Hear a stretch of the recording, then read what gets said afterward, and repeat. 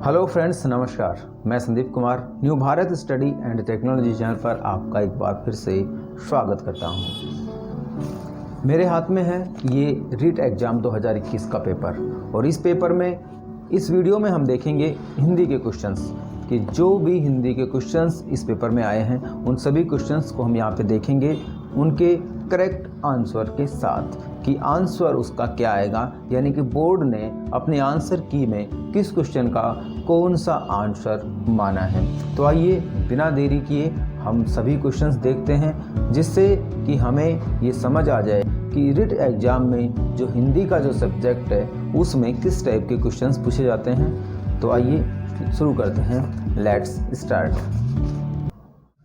आइए फ्रेंड्स, हम शुरू कर रहे हैं हिंदी भाषा फर्स्ट को। जिन अभ्यर्थियों ने प्रथम भाषा में हिंदी को चुना था उनके जो क्वेश्चंस हैं वो इस प्रकार हैं। क्वेश्चन नंबर 31 देखिए। डॉक्टर चंद्रा अदम्य साहस की धनी थी। वाक्य में प्रयुक्त साहस शब्द किस व्याकरणिक कोटि का है? तो यहाँ पे देखिए डॉक्टर चंद्रा अदम्य साहस की, यानी कि उनकी गुणता यानी गुणवाचक विशेषण हो जाएगा। इसका ऑप्शन जो डी है वो करेक्ट आंसर होगा। उसके बाद देखिए अगला क्वेश्चन नंबर 32 में, गौमूत्र असाध्य रोगों के उपचार में भी उपयोगी है। रेखांकित शब्द के संदर्भ में उपयुक्त विकल्प है। तो यहाँ पे देखिए क्वेश्चन नंबर 32 में जो भी है वो एक अव्यय है, यानी इसका जो करेक्ट आंसर होगा वो होगा ऑप्शन सी। उसके बाद क्वेश्चन नंबर 33 देखिए। निम्नलिखित में से कौन सा कथन त्रुटिपूर्ण है, यानी कि जिसमें गलती है या गलत है या असंगत है? ऑप्शन ए, सरल वाक्य में एक उद्देश्य और एक ही विधेय होता है, बिल्कुल सही है, कोई त्रुटि नहीं है। संयुक्त वाक्य में दो सरल वाक्यों को और अथवा या आदि समुच्चय बोधक अवयवों से जोड़ दिया जाता है, यह कथन भी बिल्कुल सही है। उसके बाद देखिए ऐसे वाक्य जिनमें एक प्रधान उपवाक्य हो तथा अन्य उपवाक्य उस पर आश्रित हों उसे मिश्र वाक्य कहते हैं, बिल्कुल सही है, यानी कि इन तीनों में से कोई भी त्रुटिपूर्ण नहीं है। चौथा देखिए, वर्णों के सार्थक समूह से वाक्य बनते हैं। तो देखिए यहाँ पे वर्णों के सार्थक समूह से शब्द बनते हैं और शब्दों से बनते हैं वाक्य। तो यहाँ पे जो ये कथन है वो त्रुटिपूर्ण है, यानी कि ऑप्शन जो डी होगा वो यहाँ पर सही होगा क्वेश्चन नंबर 33 के लिए। क्वेश्चन नंबर 34 देखिए, काफ़ी इंटरेस्टिंग क्वेश्चन है ये। यवन सैनिक घोड़े पर बैठकर आया, पर किले का दरवाज़ा बंद था। जैसे ही उसने दरवाज़ा खटखटाया, चिड़िया पर फड़फड़ाकर उड़ गई। उपयुक्त वाक्यों में प्रयुक्त पर, जो पर हमें दिया गया है, शब्द के अर्थों का सही क्रम बताना है। तो देखिए यवन सैनिक घोड़े पर, यानी कि घोड़े के ऊपर बैठकर, तो सबसे पहले क्या आएगा? ऊपर। उसके बाद पर किले का दरवाज़ा बंद था, यानी पर का मतलब होता है किंतु या लेकिन यहाँ पे, तो यहाँ पे देखिए किंतु ऑप्शन आ गया। और उसके बाद जैसे उसने दरवाज़ा खटखटाया, चिड़िया पर फड़फड़ाकर उड़ गई, यानी कि पंख फड़फड़ाकर उड़ गई। यहाँ पे ऑप्शन डी है वो करेक्ट आंसर होगा, ये आएगा। ठीक है, अगला क्वेश्चन नंबर 35 देखिए। 35वां जो क्वेश्चन आपको दिया गया है, प्रकृति ने ग्रेनाइट तथा संगमरमर से मेरे क्षेत्र को नवाजा है। तो देखिए यहाँ पे जो तीनों ही शब्द हैं ये विदेशी शब्द हैं, तो ऑप्शन जो ए है वो इसका करेक्ट आंसर होगा। आप देखिए क्वेश्चन नंबर 36 देखिए। निम्नलिखित में से रचना शिक्षण का उद्देश्य नहीं है। देखिए रचना शिक्षण का जो उद्देश्य होता है वो साहित्य सर्जन की प्रेरणा देना होता है, व्याकरण सम्मत कार्य करना भी होता है, क्रमबद्धता बनाना ये भी होता है, लेकिन विविध भाषाओं का ज्ञान कराना इससे संबंधित नहीं है, इसलिए इसका जो आंसर होगा वो होगा सी। अब हम देखते हैं क्वेश्चन नंबर 37। क्वेश्चन नंबर 37 में देखिए, अभिकर्मित अनुदेशन विधि के सिद्धांत में सम्मिलित है। तो देखिए आपको ऑप्शन मिल रहा है ऑप्शन ए में स्वगति का सिद्धांत। तो अभिकर्मित अनुदेशन में स्वगति का सिद्धांत होता है, इसलिए इसका ऑप्शन ए है वो करेक्ट होगा। अब देखिए क्वेश्चन नंबर 38 देखिए। निम्न में से कौन सा सस्वर वाचन का भेद नहीं है? जो सस्वर वाचन होता है उसमें देखिए समवेत वाचन उसका भेद होता है, अनुकरण भी होता है और आदर्श वाचन भी होता है। लेकिन यहाँ पे ऑप्शन डी दिया गया है गहन वाचन। तो गहन वाचन जो होता है वो मौन वाचन का भेद होता है, इसलिए ऑप्शन डी जो है वो इस क्वेश्चन के अनुसार सही होगा। एक अच्छे मूल्यांकन की विशेषता नहीं है। देखिए, एक अच्छे मूल्यांकन में वैधता, वस्तुनिष्ठता, व्यापकता ये सभी होनी चाहिए, आत्मनिष्ठता नहीं। इसका यही ऑप्शन हो जाएगा, ऑप्शन सी। क्वेश्चन नंबर 40 देखिए, वस्तुनिष्ठ प्रश्न का प्रकार है। वस्तुनिष्ठ जो प्रश्न होते हैं उसमें मिलान प्रश्न आता है, ना ही आलोचनात्मक आता है, ना विश्लेषणात्मक आता है, ना व्याख्यात्मक आता है। तो इसका जो करेक्ट आंसर होगा वो होगा सी, ऑप्शन सी। अब देखिए, हमें इस गद्यांश के अनुसार आधार पर 41 से 45 तक के सभी क्वेश्चनों का आंसर देना है।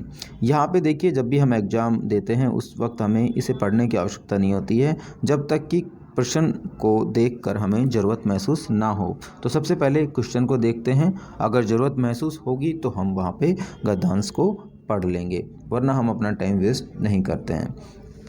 क्वेश्चन नंबर 41 देखिए, क्वेश्चन नंबर 41 में दिया गया है कि हमें स्वराज्य मिल गया, वाक्य में कौन सा काल है। तो देखिए, आप सीधे सीधे इसे समझ सकते हैं कि एक सामान्य भूतकाल है, तो इसका ऑप्शन ए होगा जो करेक्ट होगा। उसके बाद देखिए, निम्न में से कौन सा शब्द पुल्लिंग है। तो देखिए, मनोवृत्ति, बैठी और जीविका ये सभी पुल्लिंग नहीं है। यहाँ पे शोपन जो है वो एक पुल्लिंग है, इसका मतलब कि ऑप्शन डी इसका करेक्ट आंसर होगा। क्वेश्चन नंबर 43 देखिए, क्वेश्चन नंबर 43 में दिया गया है कि गद्यांश के अनुसार परिणत शब्द का अर्थ बताइए। अब देखिए, अगर यहाँ पे कन्फ्यूजन है तो हम क्या करेंगे कि इस गद्यांश को पढ़ेंगे और फिर उसके आधार पर उसका अर्थ निकाल लेंगे।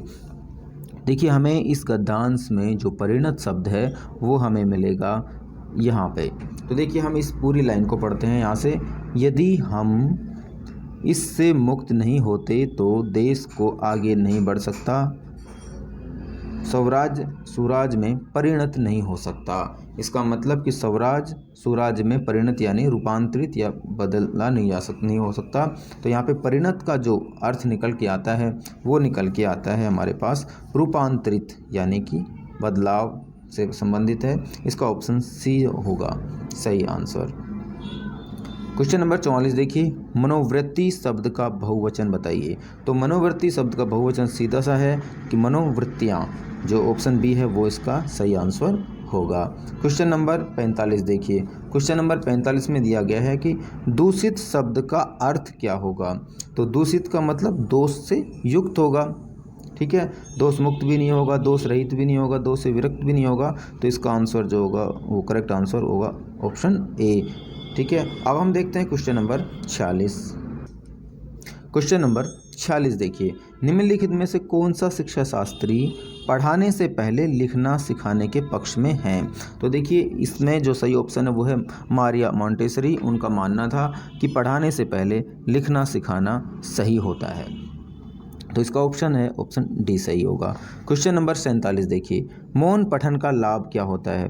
उच्चारण अभ्यास हेतु अवसर मिलता है, स्वाध्याय की प्रवृत्ति विकसित होती है, पठन की शुद्धता का संवर्धन होता है, या एकाग्रचित होकर ध्वनियों का शुद्ध उच्चारण करना। तो इसका जो करेक्ट आंसर होगा वो होगा स्वाध्याय की प्रवृत्ति विकसित होती है मौन पठन करने से। तो इसका सही आंसर होगा बी। क्वेश्चन नंबर 48 देखिए, बुलेटिन बोर्ड है। बुलेटिन जो बोर्ड है वो एक दृश्य सामग्री होती है, ना ही तो वह श्रव्य होती है, ना आगामी ना कोमल। तो बुलेटिन बोर्ड क्या हो गया, दृश्य सामग्री। ऑप्शन बी इसका सही होगा। क्वेश्चन नंबर 49 देखिए, CCE में व्यापकता का आशय निम्नलिखित में से नहीं है। व्यापकता का आशय निम्नलिखित में से नहीं है। विषय की व्यापकता या विषयों की व्यापकता बिल्कुल सही है, उपकरणों की व्यापकता ये भी ठीक है, प्रश्नों की व्यापकता ये भी ठीक है। यहाँ पे दायरे की व्यापकता है, ये इससे मेल नहीं खाता है। इसका मतलब कि यहाँ पे ऑप्शन सी इस क्वेश्चन के अनुसार ऑप्शन इसका सी सही आंसर होगा।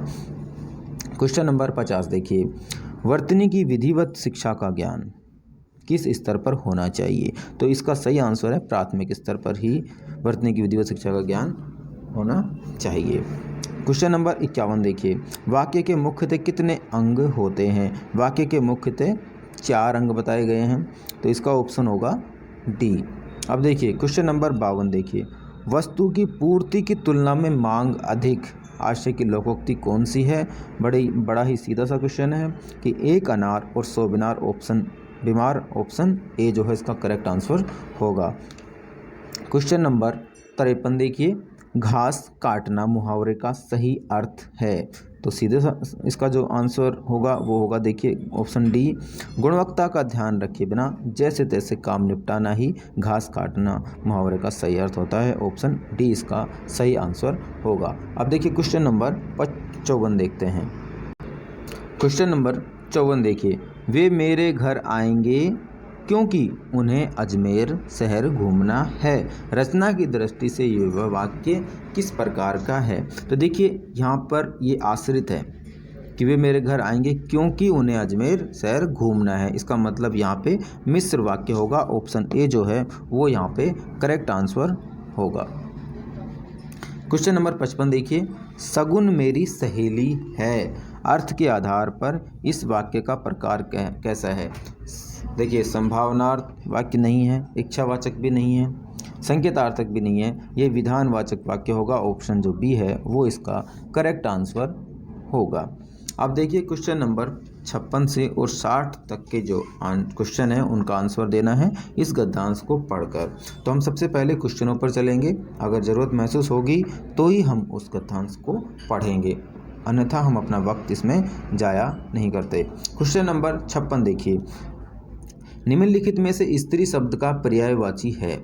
निम्नलिखित में से स्त्री शब्द का पर्यायवाची है। तो देखिए ईहा, शिला और आपगा। अगर ये आपको पता भी नहीं है तो देखिए आपको सबसे सरल उसमें शब्द मिल गया है अबला। अबला स्त्री को कहते हैं, इसका पर्यायवाची शब्द हो गया। ऑप्शन डी करेक्ट आंसर होगा। क्वेश्चन नंबर 57 देखिए, अत्याचार शब्द में कौन सा उपसर्ग है? आप बड़ा ही सीधा सा क्वेश्चन है। अति प्लस आचार, अति जो है उसका उपसर्ग होगा, ये होगा इसका सही आंसर। उसके बाद देखिए निम्नलिखित में से भाववाचक संज्ञा है, यानी भाववाचक संज्ञा कौन सी है? अपनी, अवसर, दया या ये। तो यहाँ पे भाववाचक जो संज्ञा है वो होगी ऑप्शन सी यानी कि दया, इसका सही आंसर होगा। निम्नलिखित में से किस शब्द में प्रत्यय लगा हुआ है? तो देखिए यहाँ पे वेग, अनाथ और उमड़ में कोई प्रत्यय नहीं लगा हुआ है। फुर्तीला में फुर्तीला में आपको प्रत्यय दिख रहा है, तो इसका सही ऑप्शन जो होगा वो होगा ऑप्शन बी। और यहाँ पे देखिए क्वेश्चन नंबर 60 जो दिया गया है वो है मनोविकार शब्द का समास विक्रय क्या होगा? तो देखिए मन से विकार, मन और विकार, मन का विकार या मन के द्वारा विकार। तो यहाँ पे जो सही है वो है मनोविकार का समास विक्रय मन का विकार। ऑप्शन सी जो है वो करेक्ट आंसर होगा। इस प्रकार हमने जो भाषा फर्स्ट है हिंदी, उसके सभी क्वेश्चंस और उसके आंसर यहाँ पे देख लिए हैं। अब हम देखेंगे क्वेश्चन भाषा सेकंड के जो हिंदी भाषा है उसके सभी क्वेश्चंस किस प्रकार से हैं और उनके क्या क्या आंसर होंगे। आइए उन्हें भी हम देख लेते हैं। जिन अभ्यर्थियों ने अपनी सेकंड भाषा में हिंदी को चुना है उसके प्रश्न किस प्रकार से हैं उन्हें भी हम देख लेते हैं। उनके प्रश्न और उनके उत्तर इस प्रकार हैं। देखिए, हस्तलिखित शब्द में कौन सा समास है? हस्तलिखित यानी कि हाथ से लिखित, हस्त से लिखित, तत्पुरुष समास। ऑप्शन ए इसका करेक्ट आंसर होगा। क्वेश्चन नंबर 62 देखिए, किंडरगार्टन शिक्षण पद्धति में प्रयुक्त किंडरगार्टन शब्द का अर्थ है। इसका जो अर्थ होता है वो होता है निर्वैयक्तिक भाव, यानी ऑप्शन बी इसका करेक्ट आंसर होगा। मौखिक अभिव्यक्ति की दक्षता में सहायक, मौखिक अभिव्यक्ति की दक्षता में जो सहायक होगा वो होगा वाद विवाद, यानी ऑप्शन बी इसका करेक्ट आंसर होगा। यहाँ पे देखिए, जीवन के आरंभिक दौर में मातृभाषा सीखने का सबसे प्रमुख स्रोत है। देखिए, जीवन के आरंभिक दौर में मातृभाषा कहाँ से सीखेगा?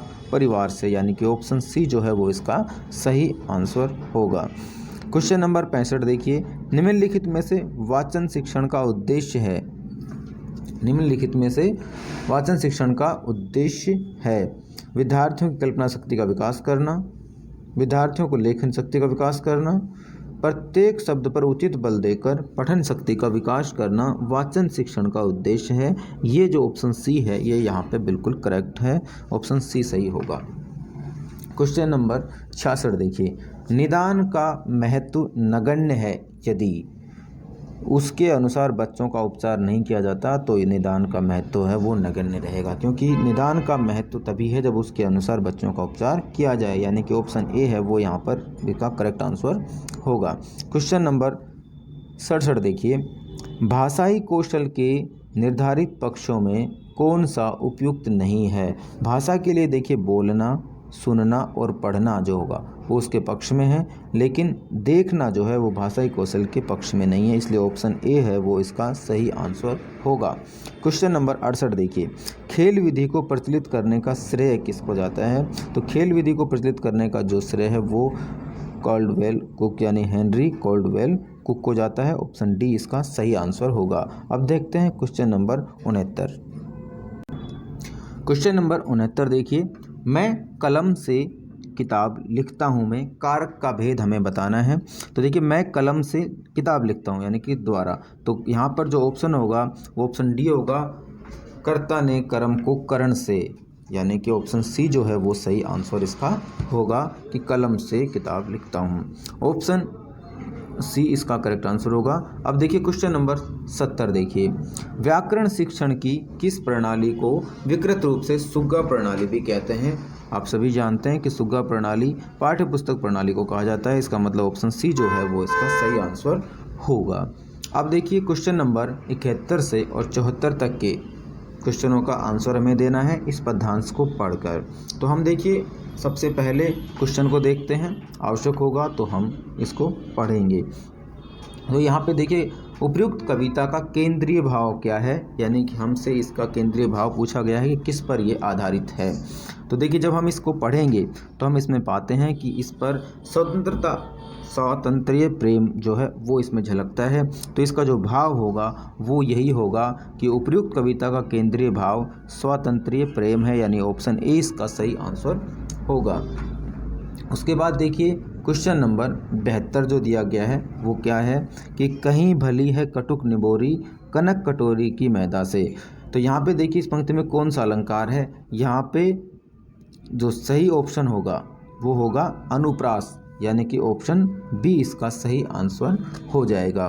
क्वेश्चन नंबर 73 देखिए, क्वेश्चन नंबर 73 में आपको दिया गया है कि स्वर्ण श्रृंखला के बंधन में अपनी गति उड़ान सब भूले। पंक्ति में स्वर्ण श्रृंखला किसे कहा गया है, स्वर्ण श्रृंखला किसे कहा गया है। तो यहाँ पे देखिए स्वर्ण श्रृंखला का मतलब इस पद्यांश को पढ़ने पर हम पाते हैं कि वैभव विलास युक्त गुलामी को ही यहाँ पर स्वर्ण श्रृंखला कहा जाएगा। तो ऑप्शन जो ए है वो सही इसका आंसर होगा। उसके बाद देखिए निम्न में से तद्भव शब्द है, क्वेश्चन नंबर 74 तद्भव, स्वर्ण जो है वो तद्भव नहीं है, कटुक ये भी तद्भव नहीं है, किरण जो है वो भी तद्भव नहीं है, पंक्षी ये जो शब्द है वो तद्भव है, यानी कि ऑप्शन बी इसका करेक्ट आंसर हो जाएगा। अब हम देखते हैं क्वेश्चन नंबर 75। क्वेश्चन नंबर 75 देखिए, भाषा प्रयोगशाला शिक्षक के स्थान पर प्रतिस्थापन नहीं है। बिल्कुल सही वाक्य है कि इसका जो आंसर आएगा वो सी सही रहेगा। क्वेश्चन नंबर 76 देखिए, पाठ्य पुस्तक का बाह्य गुण, जो पाठ्य पुस्तक का जो बाह्य गुण होता है वो होता है शीर्षक, यानी कि ऑप्शन डी इसका सही आंसर होगा। निम्नलिखित में से श्रव्य उपकरण है। आप सभी जानते हैं कि ग्रामोफोन जो है वो श्रव्य उपकरण है, इसलिए ऑप्शन सी इसका करेक्ट आंसर होगा। क्वेश्चन नंबर 78 देखिए, वस्तुनिष्ठ परीक्षा में सम्मिलित है। वस्तुनिष्ठ परीक्षा में हम देखते हैं सत्य असत्य मिलान, तो यहाँ पे देखिए मिलान पद परीक्षा जो है वो वस्तुनिष्ठ परीक्षा में होगा, इसलिए इसका ऑप्शन बी सही आंसर होगा। अब देखिए क्वेश्चन नंबर 79 देखिए, विद्यार्थी के लगातार मूल्यांकन हेतु उपयुक्त परीक्षा पद्धति है। लगातार मूल्यांकन हेतु उपयुक्त परीक्षा पद्धति क्या होगी, सतत एवं व्यापक मूल्यांकन पद्धति। ऑप्शन ए जो है वो इसको सही आंसर देता है, ऑप्शन ए इसका सही आंसर होगा। अब देखिए क्वेश्चन नंबर 80 देखते हैं, कि निम्नलिखित में से असंगत कथन है, यानी कि त्रुटिपूर्ण जो कथन है वो कौन सा है। तो देखिए यहाँ पे क्वेश्चन नंबर 80 का जो पहला ऑप्शन दिया गया है कि सरल वाक्य में एक उद्देश्य और एक ही विधेय होता है, बिल्कुल सही है। दूसरा देखिए, मिश्र वाक्य में एक से अधिक मुख्य उपवाक्य, यहाँ पे देखिए एक से अधिक मुख्य उपवाक्य कहा गया है, ये गलत कहा गया है। इसमें एक ही मुख्य उपवाक्य होता है और अन्य आश्रित उपवाक्य होते हैं। इसका मतलब कि यहाँ पे जो असंगत कथन है वो भी हो जाएगा, आगे हमें पढ़ने की आवश्यकता भी नहीं है। उसके बाद देखिए क्वेश्चन नंबर 81 देखिए, वह कितना सुंदर दृश्य है। यह वाक्य अर्थ की दृष्टि से संभावनार्थक, संकेतार्थक, प्रश्नवाचक, विस्मयादिबोधक, सभी जानते हैं कि यहाँ पे विस्मयादिबोधक चिन्ह लगा हुआ है। इसका सही आंसर सी होगा। अब देखते हैं आगे क्वेश्चन नंबर 82, आंखें बिछाना मुहावरे का अर्थ है, सभी जानते हैं प्रेम पूर्वक स्वागत करना इसका अर्थ होता है, ऑप्शन ए सही रहेगा। क्वेश्चन नंबर 83 देखिए, एक तो करेला दूसरा नीम चढ़ा लोकोक्ति का अभिप्राय है। ये हम बचपन से पढ़ते आ रहे हैं, बिल्कुल सीधा सा है कि एक से अधिक दोष होना, यानी कि एकाधिक दोष होना, ऑप्शन सी इसका करेक्ट आंसर होगा। अब देखते हैं क्वेश्चन नंबर 84। क्वेश्चन नंबर 84 देखिए, पुलिस ने चोर को दंड दिया वाक्य में प्रयुक्त विभक्ति रूप है। तो देखिए यहाँ पे दो, एक तो पुलिस ने यानी कर्ता ने, चोर को यानी चोर के लिए, तो यहाँ पे जो सही ऑप्शन होगा वो होगा ऑप्शन डी, पुलिस ने चोर को दंड दिया में प्रयुक्त विभक्ति कर्ता एवं संप्रदान, ऑप्शन डी सही इसका आंसर होगा। क्वेश्चन नंबर 85 देखिए, धीरे धीरे किस व्याकरणिक कोटि का शब्द है। तो देखिए धीरे धीरे जो है वो क्रिया विशेषण का, क्रिया और विशेषण, यानी ऑप्शन बी जो है वो इसका सही आंसर देता है। अब देखिए क्वेश्चन नंबर 86 से 90 के जो प्रश्न हैं उनका उत्तर देना है इस गद्यांश को पढ़कर। तो देखिए हम सीधे ही पहले क्वेश्चन पढ़ते हैं, अगर आवश्यकता होगी तो हम गद्यांश को पढ़ लेंगे। निम्नलिखित में से क्वेश्चन नंबर 86, निम्नलिखित में से स्त्रीलिंग शब्द है। तो देखिए यहाँ पे मनुष्य, निष्ठुर, सबल और ममता है। तो यहाँ पे ममता जो है सीधे सीधे आपको दिखाई दे रहा है कि यह एक स्त्रीलिंग शब्द है, ऑप्शन बी इसका करेक्ट आंसर हो जाएगा। क्वेश्चन नंबर 87 देखिए, समहारक शब्द का संधि विच्छेद, सीधा सा है कि यहाँ पे ये बिंदु है तो इसका मतलब कि मैं के हलंत लगेगा, इसका जो संधि विच्छेद होगा वो समहारक, यानी ऑप्शन ए जो है वो सही इसका आंसर देता है। क्वेश्चन नंबर 88 देखिए, निम्न में से कौन सा विकल्प जातिवाचक संज्ञा से भाववाचक संज्ञा बनने का है। तो देखिए यहाँ पर शून्यता, उपयोगिता और उत्पीड़ना के अलावा जो दासत्व है, यहाँ पे ये क्वेश्चन का आंसर बिल्कुल सही है। दास एक जाति हो गया और भाव दासत्व हो गया, तो ऑप्शन डी जो है वो इसका सही आंसर होगा। क्वेश्चन नंबर 89 देखिए, बाढ़ के समान दिशाहीन वाक्यांश में रेखांकित पद है। यहाँ पे जो बाढ़ है वो कैसा है, संज्ञा है, क्रिया है, सर्वनाम है या विशेषण है। तो बाढ़ जो है वो एक संज्ञा शब्द है, ऑप्शन ए इसका सही आंसर होगा। क्वेश्चन नंबर 90 देखिए, क्वेश्चन नंबर 90 में दिया गया है कि निम्नलिखित में से कौन सा शब्द दुर्वह का समान अर्थी है, यानी कि संचित इससे संबंधित नहीं है, गंतव्य इससे संबंधित नहीं है, दिशाहीन इससे संबंधित नहीं है, असहाय जो है, दुर्वह और असहाय ये समानार्थी शब्द हैं। इसका मतलब कि ऑप्शन बी जो है वो इसका सही आंसर देता है, ऑप्शन बी इसका करेक्ट आंसर होगा। इस प्रकार फ्रेंड्स हमने रीट 2021 में आए हिंदी के भाषा फर्स्ट और भाषा सेकंड के सभी क्वेश्चनों और उसके आंसरों को देख लिया है। इन आंसरों में कहीं पर भी कोई डाउट, कहीं पर भी कोई असमंजस की स्थिति की आवश्यकता नहीं है। जो बोर्ड ने माने हैं वही आंसर आपको यहाँ पे बताए गए हैं और आप पूरे आश्वस्त भी होंगे। तो आज के लिए इस वीडियो में इतना ही, मिलते हैं नेक्स्ट टाइम, तब तक के लिए गुड बाय, जय हिंद, जय भारत।